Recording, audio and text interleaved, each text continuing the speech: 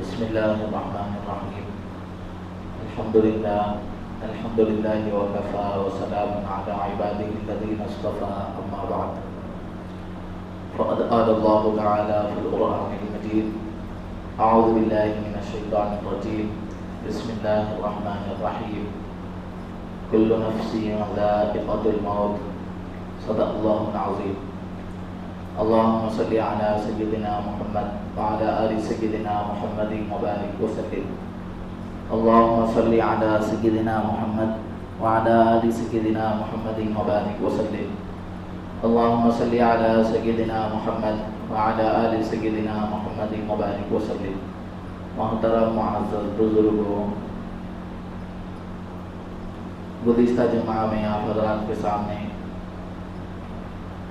تعزیت کے سلسلے میں اور ایسے ہی میت کے دیدار کرانے کے سلسلے میں کچھ باتیں عرض کی گئی تھی۔ تعزیت کے سلسلے میں ایک بات یہ بھی ہے کہ آدمی کتنے دن تک مرحوم کے گھر والوں کے ساتھ تعزیت کر سکتا ہے۔ تعزیت کرنا مطلب تسلی دینا کہ میت کے گھر والوں کے ساتھ کتنے دن تک آدمی تسلی یعنی تعزیت کر سکتا ہے۔ تو کتابوں میں یہ بات لکھی ہوئی ہے کہ آدمی 3 دن تک، صرف 3 دن تک وہ میت کے گھر والوں سے تعزیت کر سکتا ہے۔ 3 دن سے زیادہ ہو گئے اس کے بعد تعزیت نہیں، صرف 3 دن تک ہی تعزیت ہے۔ اور اگر کوئی آدمی ایسا ہے کہ وہ اس وقت اس جگہ پر نہیں تھا تو اس جگہ پر نہ ہونے کی وجہ سے اس نے میت کے رشتہ داروں سے تعزیت نہیں کی، وہ کسی اور جگہ پر تھا، تو جب آئے تو پھر اس وقت وہ تعزیت کر سکتا ہے۔ لیکن جو لوگ اس مقام پر موجود ہوں وہ لوگ تو صرف 3 دن تک ہی تعزیت کر سکتے ہیں، 3 دن سے زیادہ وہ تعزیت نہیں کر سکتے۔ یہ تعزیت کے سلسلے میں ایک بات ہے۔ تعزیت ایسی بھی کی جا سکتی ہے کہ جب اللہ کے نبی صلی اللہ علیہ وسلم نے اس وقت ارشاد فرمایا جب حضرت جعفر رضی اللہ تعالیٰ عنہ شہید کر دیے تو اللہ کے نبی صلی اللہ علیہ وسلم نے فرمایا کہ میت کے گھر والوں کو کھانا بنا کر بھیجو، میت کے گھر والوں کو کھانا بنا کر بھیجو۔ تو اللہ کے نبی صلی اللہ علیہ وسلم نے فرمایا کہ کھانا بنا کر میت کے گھر والوں کو بھیج کر بھی ان کی تعزیت کر سکتے ہیں، اس طریقے بھی تعزیت ہو سکتی ہے۔ تو یہ تعزیت کے سلسلے میں باتیں تھیں۔ اور یہ بات بھی ہے کہ میت بہت سارے لوگ کیا ہے میت کے گھر کو آ جاتے ہیں، رشتہ دار ہے ایسے ہی جان پہچان والے آ کر بار بار میت کا ہی تذکرہ کرتے ہیں، جس کی وجہ سے وہ میت اور اس کے جو رشتہ دار ہوتے ہیں ان کا غم اور بڑھتے جاتا ہے۔ تو ایسا نہیں کرنا ہے، ایک مرتبہ آپ ملاقات کر لیے ہو گیا تو اب خود کو اپنے کام میں لگنا، تجہیز و تکفین کا کام ہو گیا، تدفین ہو گئی تو جو آئے ہوئے رشتہ دار ہیں ان کو سب اپنے اپنے مشغلے میں لگ جانا، اور یہ جو میت کے رشتہ دار ہیں جو بھی ان کے پسماندگان ہیں ان کو اپنے کاموں میں لگ جانا۔ ایسا نہیں کہ لوگ پھر آ کر ان کے گھر میں جمع ہو گئے، ان کو پھر میت کے سلسلے میں ان کو پھر باتیں کرنے لگے تو اس کی وجہ سے غم اور زیادہ بڑھتا۔ تو اسی لیے شریعت کے اندر 3 دن تک تعزیت رکھی گئی کہ 3 دن تک آپ تسلی دے سکتے۔ جب 3 دن گزر جائیں تو اس کے بعد اب یہ نہیں، اب سب بھول جانا، 3 دن کے بعد یاد دلانا نہیں ہے ان کے رشتہ داروں کو بلکہ بھلا دینا۔ تو اس لیے 3 دن کے بعد بھی کوئی تعزیت یا تسلی نہیں ہے۔ اب پھر آگے کی بات، جیسے کہ یہ بات آئی تھی کہ جب انتقال ہو جائے تو تجہیز و تکفین کے سلسلے میں جلدی کرنا ہے، تاخیر کرنا نہیں۔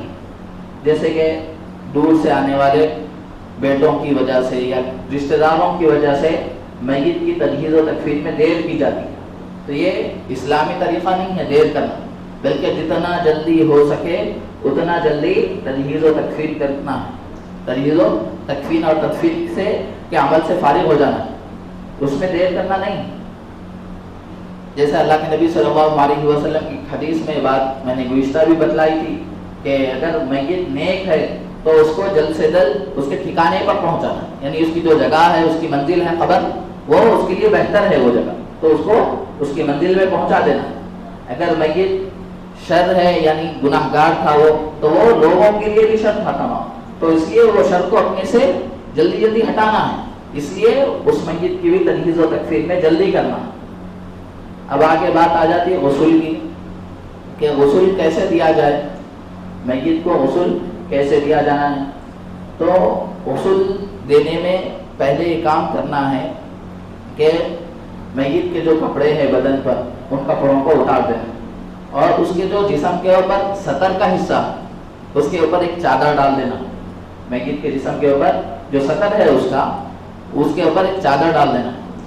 اس کے بعد ہاتھوں میں کوئی چیز پہن کر اس کو استنجا کرانا، یعنی ناپاکی جو ہے، جیسے ہم استنجا کرتے ہیں ویسے ہی میت کو بھی کیا ہے، غسل دیتے وقت ہاتھ میں کوئی چیز، کوئی کپڑا پہن کر یا دستانے پہن کر میت کو بھی استنجا کرانا۔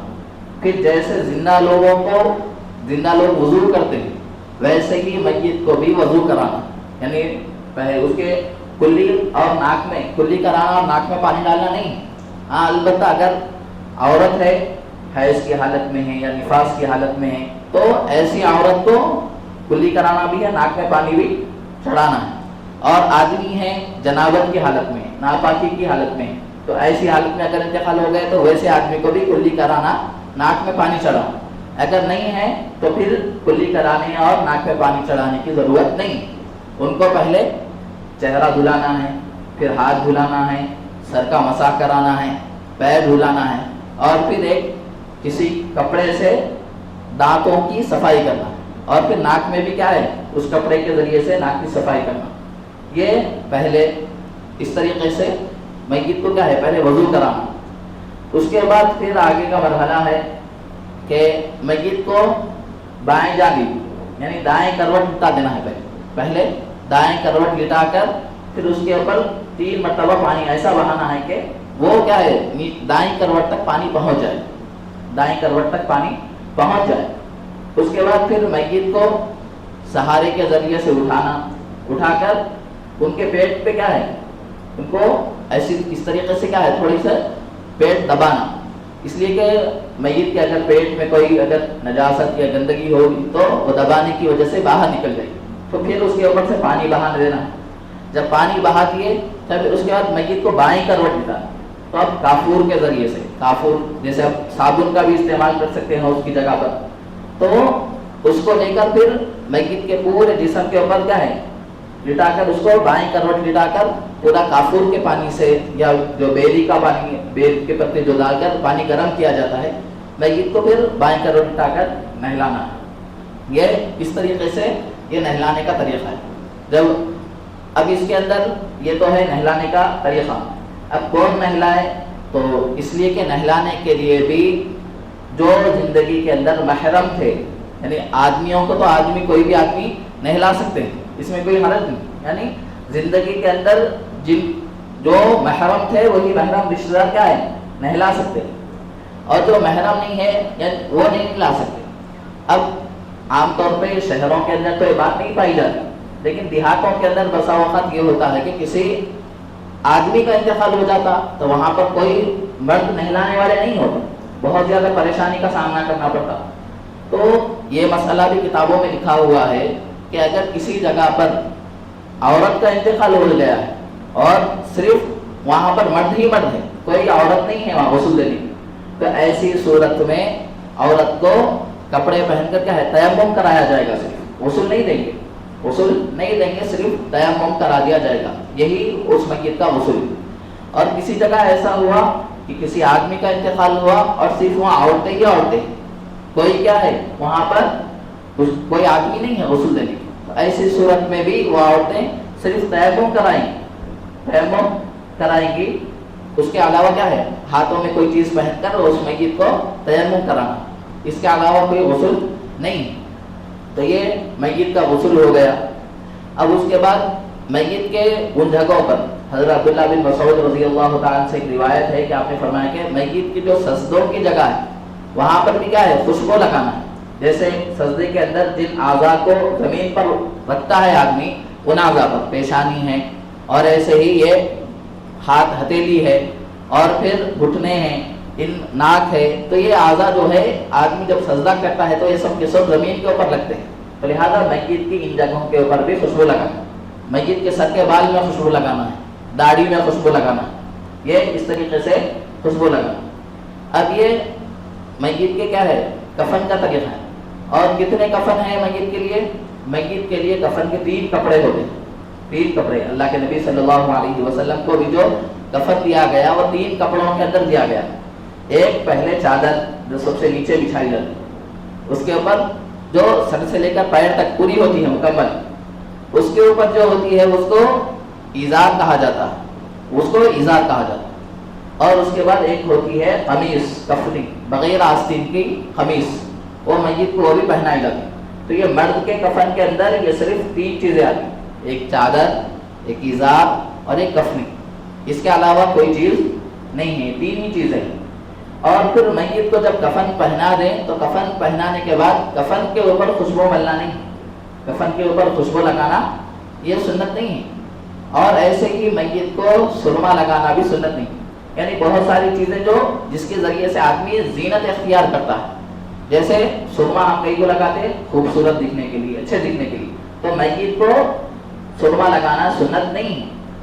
اور پھر ایسے ہی بہت سارے لوگ بالوں میں ہو سکتا کسی جگہ پر کرتے ہوں گے، بالوں میں کنگھی کرتے ہیں، لہذا یہ بھی کیا ہے یہ زینت کے لیے ہے، لیکن میت کے لیے زینت کی کوئی چیز نہیں، تو نہ میت کے بالوں میں کنگھی کرنا ہے، نہ میت کے سر کو مڑانا ہے، نہ میت کی شیونگ کرانا ہے، کوئی چیز نہیں، زیب و زینت کی کوئی چیز نہیں کرنا، بلکہ جو غسل کا طریقہ بتایا گیا ہے اسی طریقے کے اوپر میت کو غسل دینا ہے، اور پھر اس کے بعد کفن پہنا دینا۔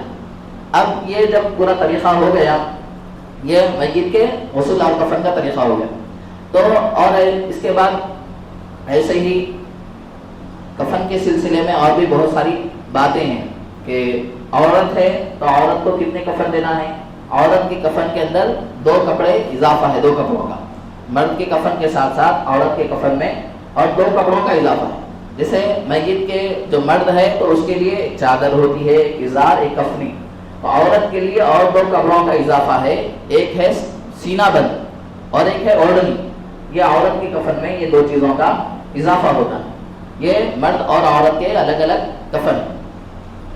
اور بھی جیسے کہ میت کو غسل دینے کے سلسلے میں بہت سارے لوگ نفرت کرتے ہیں، یعنی ڈرتے ہیں، بہت سارے لوگ کیا ہے میت کو کفن دینے کے سلسلے میں ڈرتے ہیں، غسل دینے کفن دینے کے سلسلے میں، لیکن یہ کیا ہے ایسی ایک تابعی کا کتابوں کے اندر ایک قول لکھا ہوا ہے کہ اس وقت میت کو بہت ساری چیزیں وہاں کی کیا ہے اس کا علم ہوتے رہتا ہے، وہاں ان کے ساتھ کیا ہے ان کو یہ سب باتوں کا علم ہوتے رہتا ہے، تو لہذا یہ بات بتلائی گئی کہ آدمی کو ہرگز کسی کو غسل دینے سے اور ان چیزوں سے کیا ہے دور نہیں ہٹنا چاہیے، ان سے نفرت نہیں کرنا چاہیے، کیوں؟ اس لیے کہ ایک دن آئے گا کہ خود کا بھی کیا ہے انتقال ہونے والا ہے، تو لوگ ان کو بھی آ کر کفنائیں گے، ان کو بھی غسل دیں گے، تو لہذا کفن دفن کی جو چیزیں ہیں غسل ہے ان کے اندر شرکت کرنا چاہیے۔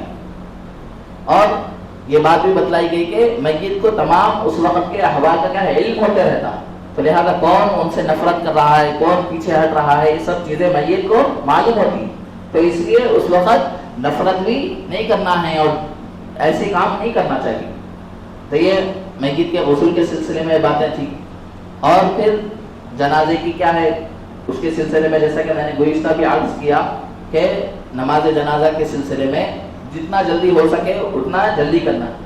تو یہ بات لکھی ہوئی ہے کہ حضرت ابو بکر صدیق رضی اللہ عنہ کے بارے میں کتابوں میں بات لکھی ہوئی ہے کہ خلیفۃ المسلمین ہے اپنے وقت کے، رات میں انتقال ہو گیا حضرت ابو بکر صدیق رضی اللہ عنہ، اور صبح سے پہلے صحابہ نے آپ کی تدفین کر دی، صبح ہونے سے پہلے صحابہ نے آپ کی تدفین کر دی۔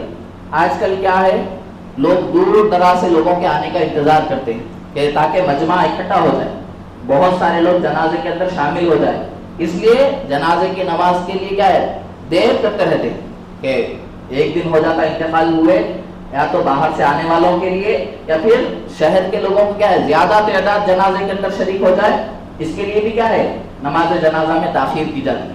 تو ایسا نہیں ہونا چاہیے، بلکہ نماز جنازہ جتنا جلدی ہو سکے ادا کرنا چاہیے۔ حضرت ابو بکر صدیق رضی اللہ عنہ اپنے وقت کے خلیفہ ہیں، آپ کا انتقال ہو گیا تو صبح ہونے سے پہلے پہلے صحابہ نے آپ کی تدفین سے صحابہ فارغ ہو گئے.